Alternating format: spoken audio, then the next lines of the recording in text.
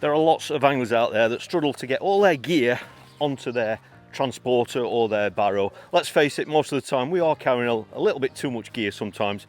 But obviously the more you can get on your barrow, the easier it's going to be for you fishing and getting to your peg as well. There's no right or wrong way to doing this because it obviously depends on the type of transporter that you've got and the amount and type of luggage that you've got as well. So I just thought I'd give you this upload just to show you how I load up my compact transporter barrow.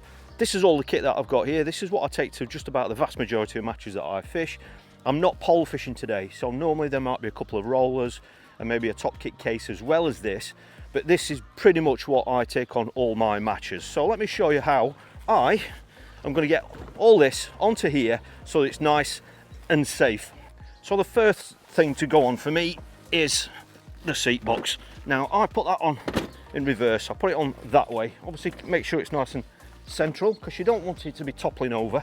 And what I actually do is extend the foot plate out. Now one thing I will mention is that the standard type matrix barrow, on that one I'm able to fully extend the foot plate. However, this is the compact version, so that means I can't quite fully extend this foot plate out. But all I do is slide that out to its maximum, which is there like that. And that gives me a great platform here, because one of the things you've got to think about is the distribution of weight.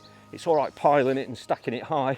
If it's going to make it too top heavy, you only need to go onto a slight camber, and then you run the risk of it toppling over, which is obviously very inconvenient, but it can smash your tattle as well. So I like to keep my feeder arm, or the main feeder arm that I use, actually on the leg of my box there. So if I just ease that out like that, what I've then got, I've got all this space here to use. So my bait bag, so that is the bag that I use for all my bait. I've got some bait boxes in there, pellets, there's all sorts in there. It's plenty big enough. That actually slides underneath there. Like I said, I'm not pole fishing, so I haven't got a stack, you know, with rigs in and things that would normally go under there. But I'm not a massive fan of storing it there anyway, I'll be absolutely honest with you, because sometimes it just makes the whole seat box really, really heavy as one big unit. So my bait bag goes under there. Next up is the carry-all. Now I'm sure you'll agree, that is ample size for most people. There's all sorts of things in there.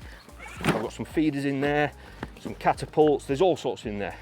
That sits on there nicely and the weight's distributed nicely. I can then just adjust that if I wish. I'll just tighten that in there so that holds in place. What I'll then do is actually utilise this gap here. I can put my roost in there. Lots of you will use a roost for protecting your rods, your spare rods. Turn that upside down and that sits there perfectly. It's just distributing the weight nicely. If you carry any sort of a riddle or a sieve, I like to use this one when I'm using ground baits, and you know, for the majority of the matches that I fish, that can go in there. There's loads of room there, as you can see. That would be where I would put my waders in there, any overcoats, any jackets, they would go in there. There's plenty of room. I've then got my big side tray. There we go, the extendable side tray. That can go on there, and that just fits there like that. I can just adjust that down if I need to, if I think that's in the way. And that just sits there, and again it gives you a nice platform there. If I was carrying a landing net on its own, or just one keep net like I do on some of the natural venues that I fish, that can go on there and it keeps everything nice and flat. The key for me is to keep this top bit as flat as possible, because that's where my rods are going to go. The next thing that will go on there, I'll put the rods on next. As you can see, this holdall is probably bigger than what most people will use or need. That can go across the top because we've kept it nice and flat. That goes on there. And then the final, well, the second to final thing that we need are the keep nets. Now this is my net bag, and that has got 3 keep nets in there.